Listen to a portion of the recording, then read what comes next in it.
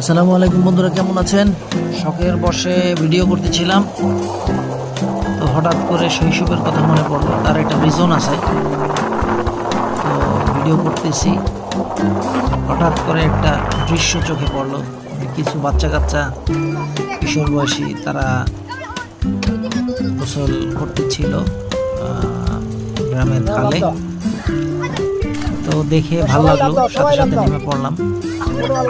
নেমে পড়ার উদ্দেশ্য হলো ওদের শৈশবটা একটু অনুভূতি করা, ফিল নেওয়া আর কি।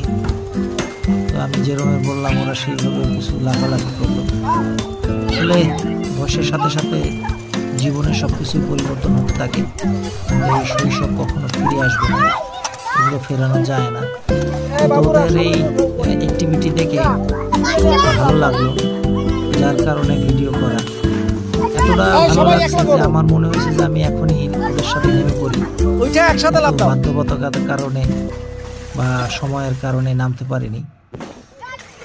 শৈশব যে অনুভব করছে সে আসলে বুঝতে পারবে এর আনন্দটা, মজাটা কোথায়।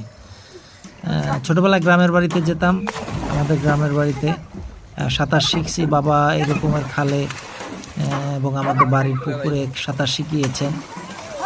তো তখন নতুন সাঁতার শেখার পরে প্রচুর লাফালাফি করেছি, এরকম মজা করতাম, তো ভালো লাগতো।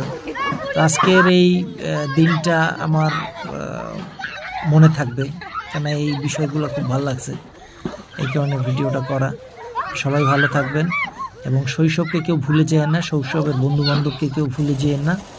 সবাই ভালো থাকবেন, সবাই দোয়া করবেন, সবাই সুখে থাকবেন এবং শৈশবের কথা মনে করবেন। তাইলে দেখবেন একটা সময় আপনি যেখানেই যে অবস্থায় থাকেন না কেন, কোনো অন্যায়, কোনো খারাপ কাজ করতে পারবেন না। ভালো থাকবেন। আল্লাহ হাফেজ।